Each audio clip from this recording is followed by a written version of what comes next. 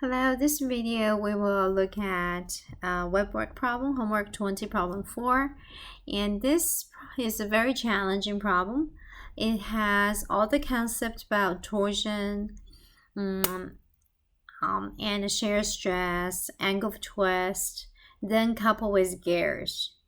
So I want to give you some directions or heads up on how to solve this. Okay. So they have two motors here for this shaft, motor 1 and motor 2, as you can see here.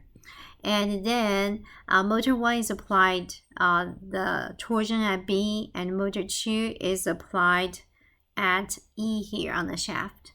So in addition to those torsion applied by B at B and E by the motor 1 and 2, there's also external torque at A, C, and D. And they told us this particular loads are ACD. And by the way, the torque loads at ACD, they actually are the same direction. So I'm going to actually write it down. The torque at A and C and D, they add up together, should be equal to the torque at B and E. Okay, that's the first thing I want to clarify it. So they give us those three torques at ACD, and can we figure out the torque at B? Torque at B is at motor, right? So motor 1, let's take a look at it.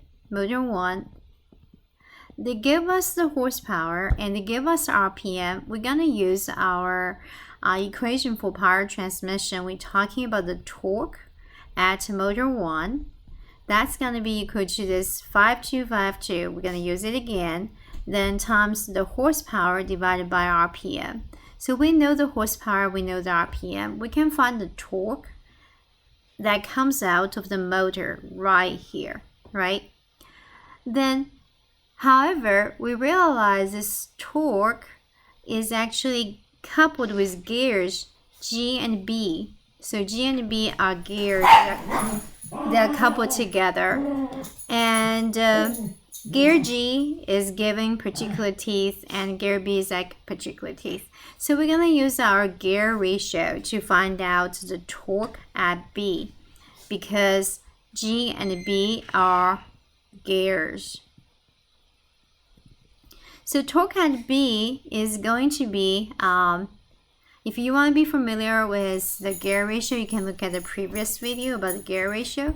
So torque B is going to be equal to the gear of number B over gear at G, then times our torque at G.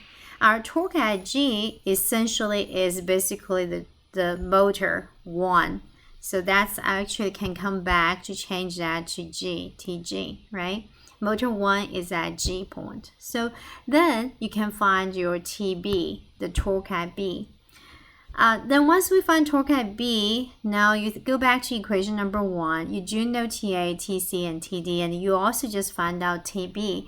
Then you can certainly solve the torque at E. Okay. However, is this torque at E the same as torque at motor 2, which is H? No, because there's another gear ratio between E and H. So you need to go back to use it again. If you want to find using the gear between E and H, then we can find the torque at H.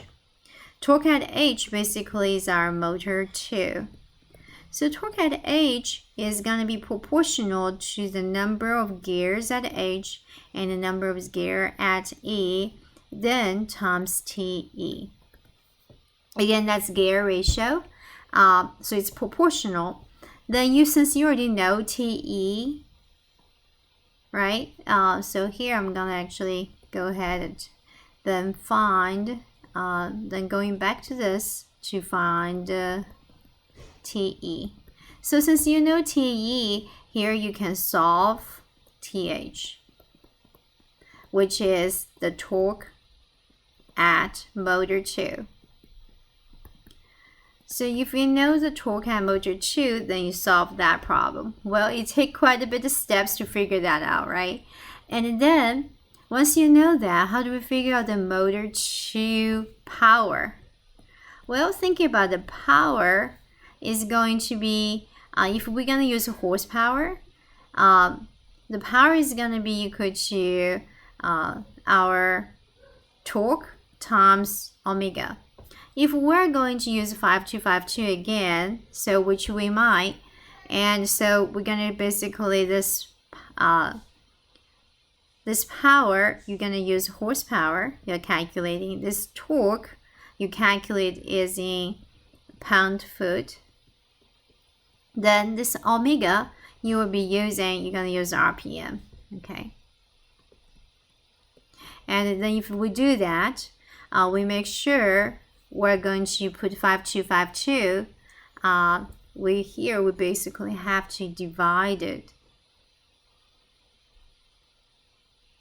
5252 to get horsepower, okay? I'm not sure Webworks take horsepower or not. You might want to try. If not, you might want to go back to pound-foot per second.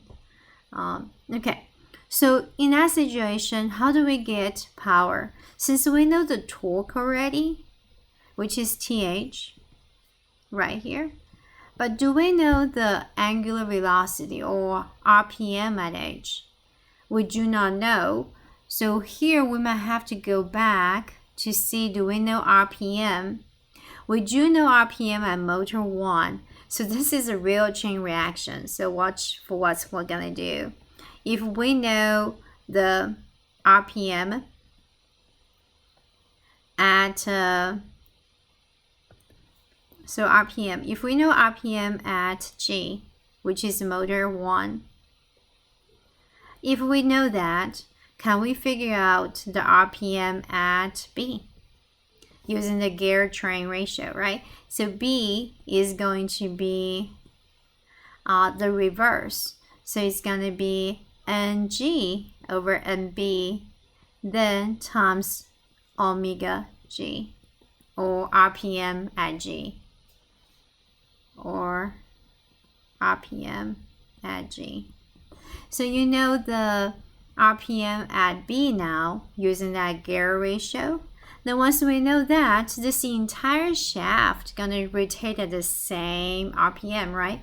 So basically this is gonna be E also equals at E. B and E gonna have the same RPM. It's at the same shaft. Then knowing that, then we can go ahead and find RPM at H. How do we do that? We're going to use gear ratio again. You already know it's going to be gear of at E compared to gear at H. It's inverse relationship, right? So it's E over H, and then times the RPM at E, basically the same as B. So knowing that, you can find RPM at H. Wow, so in that situation, you figure out this one now. That's motor angular velocity there. And hopefully the Webworks take RPM. All right, if you don't, just leave RPM the whole way through and then change RPM to radians per second at the very end. All right, so now if you know that, then you can go ahead and go back to equation number 5. You put RPM, you put your pound-foot, which we figured out at the first step, right?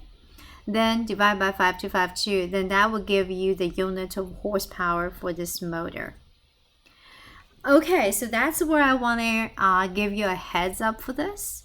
I think the rest might be easy because there are 4 sections, A, B, B, C, and C, D, and D, E. So in that situation, you just need to find each individual internal torque. So work on 4 FBD and get internal torque. And in order to find this tau, which is shear, we're going to use our shear equation, right? Shear stress due to the torsion. That's going to be equal to our TC over J. So it's going to be torque. The torque you find out at each individual section, and times this R.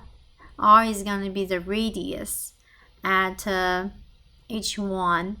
I think they did give us, right, for D, It's basically right here. Looks like the dimension. Yeah, D. This is given here. So it's going to be each radius then divided by J, and you have to calculate the J using pi over 2r to the power 4th. So you can figure out those 4 individually. Once you figure that out, I don't know what theta they are looking for. That's basically the angle of twist. Okay, so angle of twist theta, which is what we've been using for phi, and then you're going to use that formula, which is TLJG. Again, figure out T for each one of the 4 sections, and using the L for each one of these 4 sections, and J and G. I believe G is given right here. Watch out for the unit conversion. G here is mega Pascal per square inch here. So then the last step will be easy. Then here you just need to find where the maximum of those 4, that would be your maximum shear stress, right, happening on this shaft.